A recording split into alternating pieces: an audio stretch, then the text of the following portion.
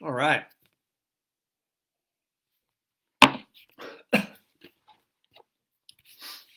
Perfect.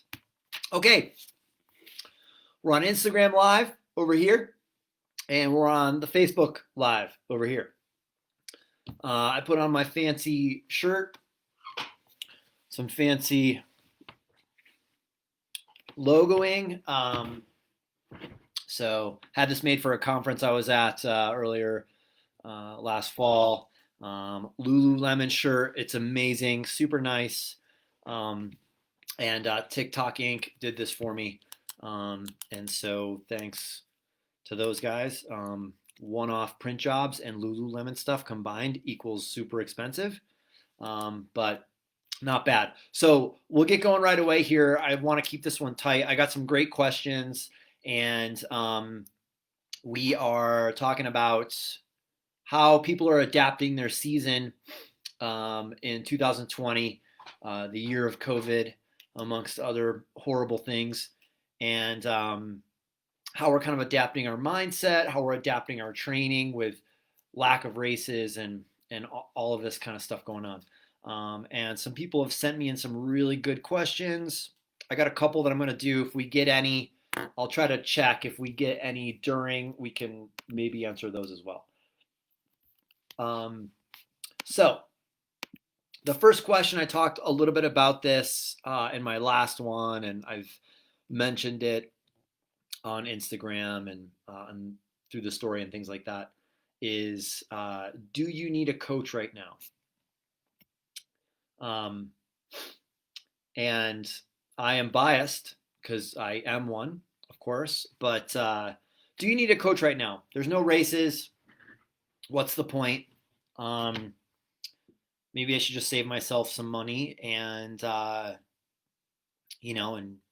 go trail running. And so, do you need a coach? I just posted this question on Instagram. I got a couple of answers. The best one from Jim said it depends. A coach's favorite answer to everything is it depends. And that's definitely right. So a few things on this. Do you need a coach right now in 2020?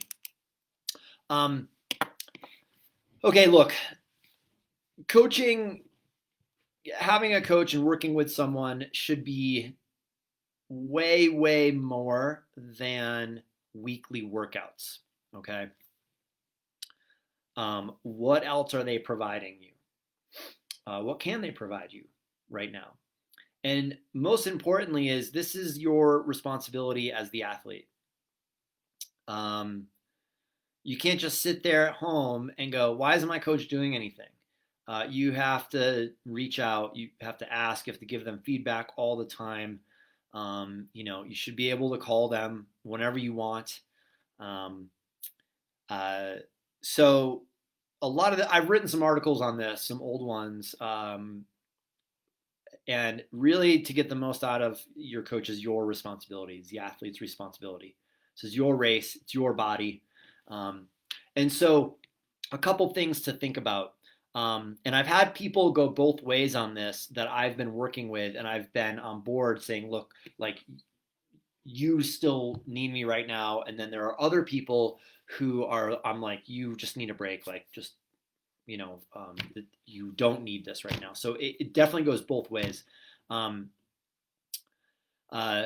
few things that you're still working with a coach can really provide you. They can provide a community, that group of athletes that you are training with from time to time. That can be a lot right now because we're able to do stuff outside in smaller groups, which is likely where it is anyway. So that can be a big deal, is having that group to get together once a week to do a workout.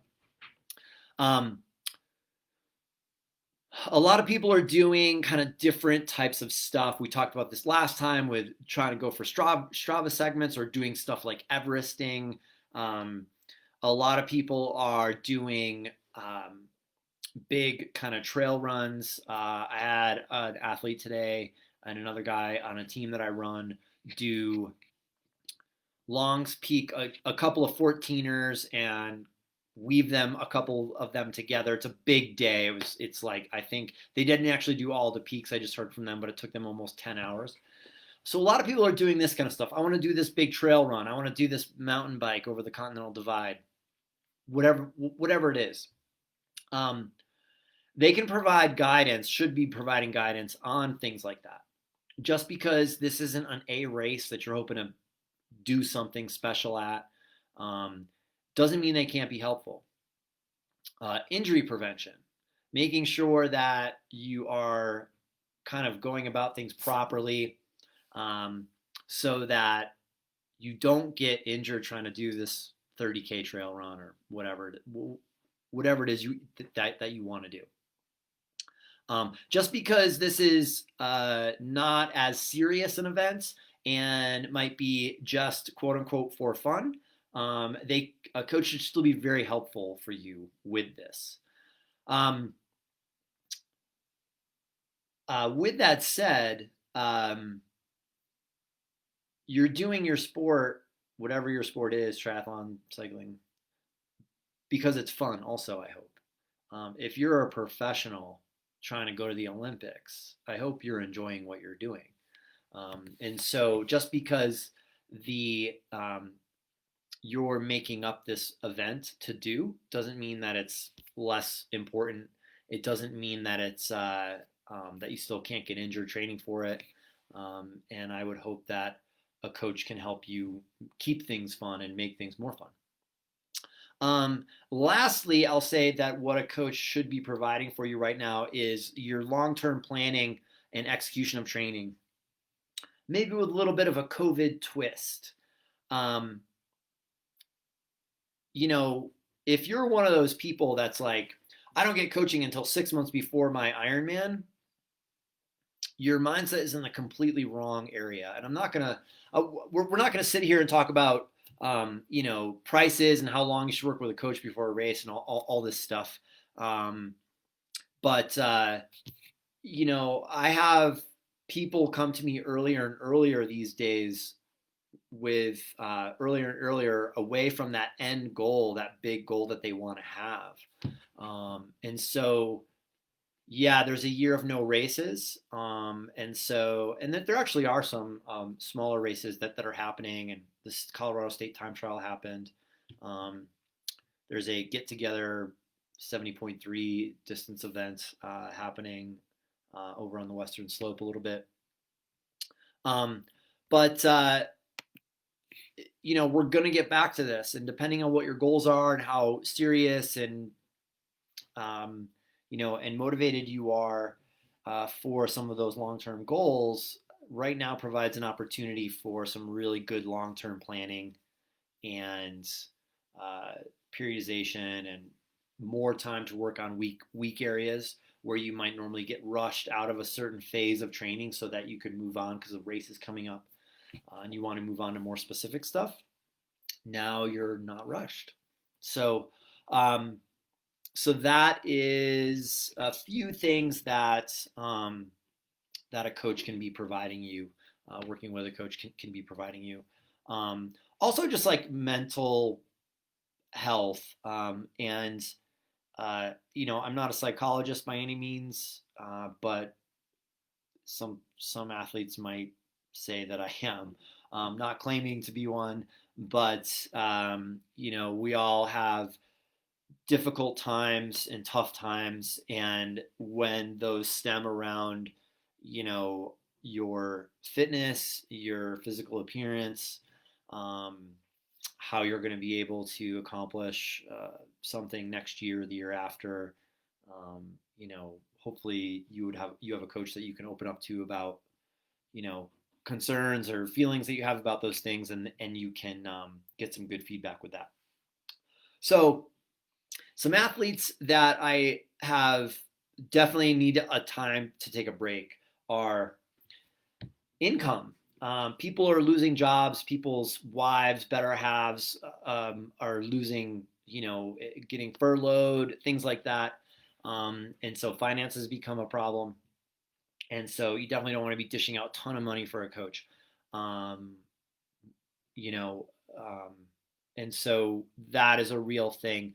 I've had a few people that have are really overwhelmed with everything going on right now, and for very legitimate reasons because of their job and not losing it, their job getting more complicated and busier. People homeschooling kids, things like that, and people really want to put the training on the back burner. If you're not going to utilize your coach, if you're not going to be reaching out to them, then you shouldn't have one. You shouldn't have one. If all you're looking for is the crazy hard workout on Wednesday afternoon, and have it progress all perfectly to up tier race, then then you don't need one. Then you really don't.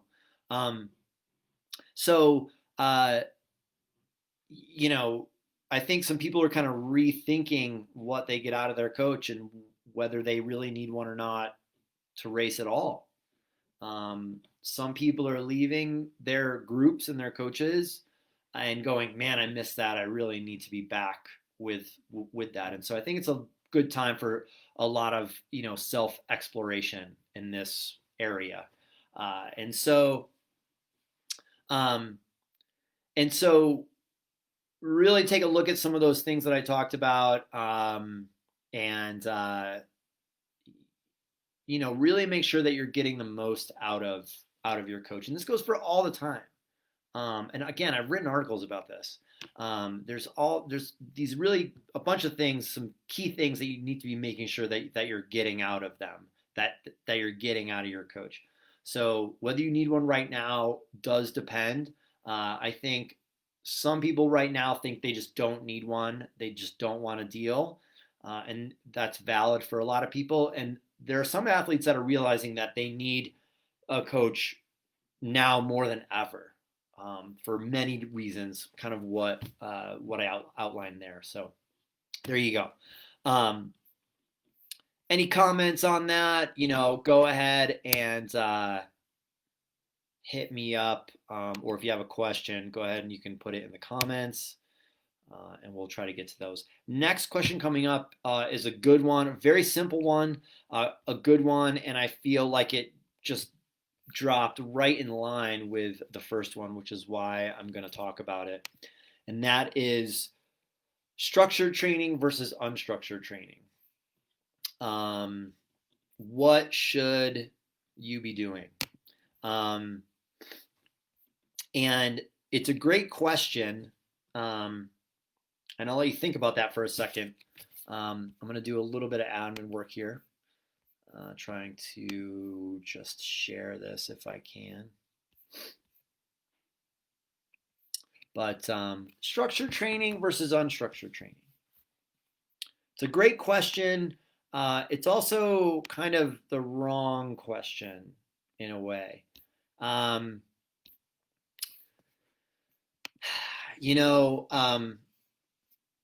It's not structured versus unstructured. If you are training, then there's some kind of structure to it. If there is none, then you're just working out, which is okay. People, especially people in sports and the people that are going to watch this, if you're just working out, you're going to get hurt. And so that was another thing about what I talked about before. A lot of people are like, I don't need a coach right now. I'm just going to trail run a bunch. And I'm like, great. And then, 3 weeks later, they're injured. So that is something to, that's something to kind of consider, keeping yourself in check there. I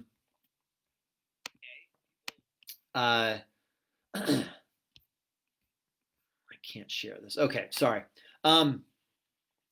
So it's not structured training versus unstructured training. That's not the question. The question is, are you going to be extremely disciplined about your schedule right now? Or are you going to be more flexible about your schedule and the training that you're doing right now? And that's really, I think, the question. And the answer is very flexible.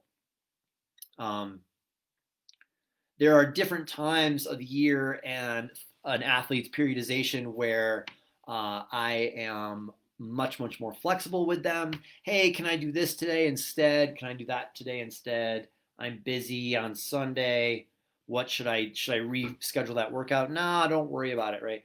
There's a time in everyone's periodization much earlier where I'm a lot more flexible with that stuff. Where the athlete and myself as a team are much more flexible with their training, the modalities of the training that they're doing, the scheduling of it, all that kind of stuff.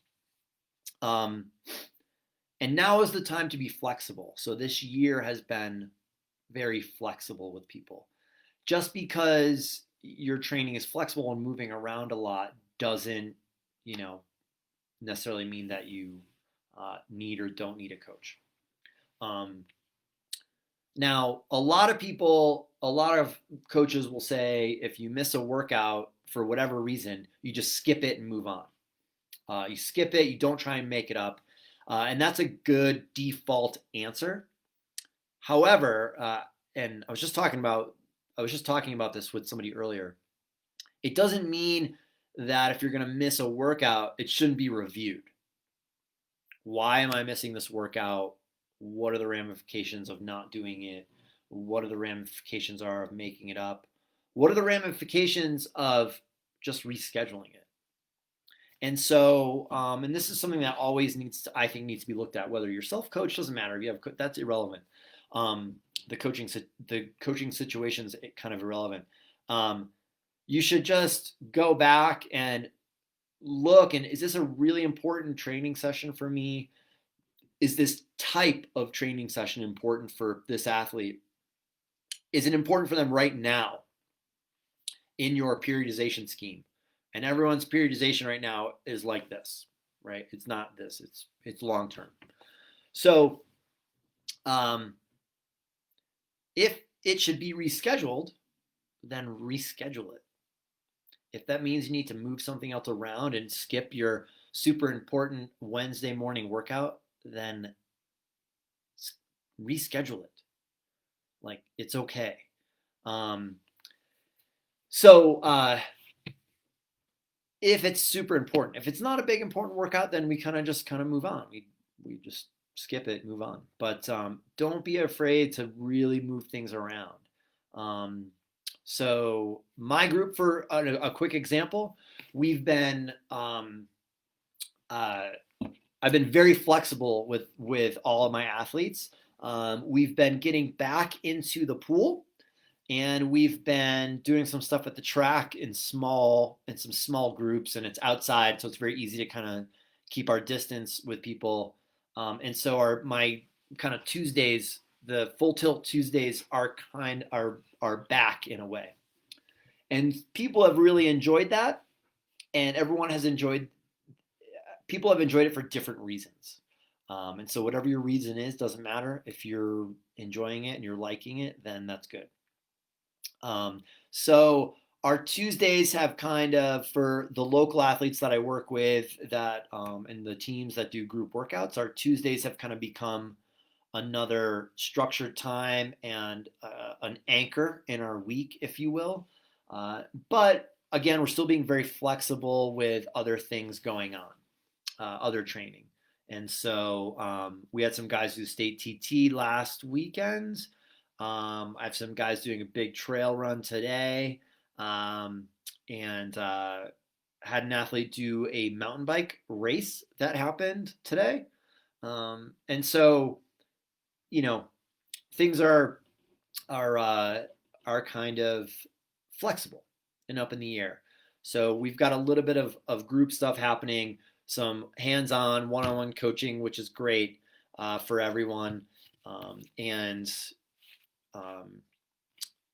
some cool events that we're making sure people are prepared for, not getting hurt, the other thing. So, and I actually was at the gym yesterday or the day before, and I saw a professional triathlete, Justin Metzler. I'm going to call you out. I think it's okay that I'll mention this. But I saw him, and I was asking him how he was doing, and he's still getting getting a lot of good training and things like that. And he said, yeah. And he said this thing to me. He said this phrase that was very simple. It sounds ridiculous almost, but it is like he hit the nail on the head. And I think everyone needs to listen to this and everyone needs to kind of take it to heart. Is this professional triathlete, 70.3 champion, right? He said, yeah, I'm just trying to get better. I'm just trying to get better at my sport, you know? And I've talked about this all the time. Like, fitness doesn't win races, fundamentals do. And so there you have it from at least one professional. Uh, I'm just trying to get better. And it doesn't matter whether there's no races or you have a season stacked of races. Ultimately, at the end of the day, you're trying to get fundamentally better at your sport. Okay. So be flexible with that. You have the ability to be flexible with that. Train those weaknesses, right? Do some of those fun things that you don't get a chance to do. Do all that trail running that you don't get a chance to do as much of when you're in season. And real quick, lastly, I'm going to wrap this up. I got a question that I thought was good the other day, and it was, what kind of event should I plan for myself? Right? All these people are doing Strava segments or Everesting or doing a trail run or hiking a 14 or doing stuff like that. Well, it's up to you, obviously, but a couple ideas are do something that you want to do something that's fun. Okay, first and foremost. Get out of your, I got to prepare for the next race whenever it does happen, so I need to do this. Make sure it's fun, okay? Two, do something that works on your weakness. If you are a weaker runner, maybe it's time to do some trail running and do a kind of a different modality of running that will help you in the long run. And you've kind of avoided because you just don't have the time to do it, right? As multi-sport athletes, we don't have the time. So maybe do something that is a weak area. Generally, people's weak areas aren't what they enjoy doing the most. Ironically enough, or not, but do something that maybe will work on your weakness. Do something that motivates you, okay? We've done a couple events here that I've set up for my athletes locally. We're going to have another one coming up in not this coming week, but next week. And we did the state, a couple guys did the state time trial championships. And so do stuff that motivates you. Like, that sounds like fun. I want to do it. Then put it on the calendar, prepare for it, and go do it. Do something that is going to benefit your long timeline periodization that you're looking at right now.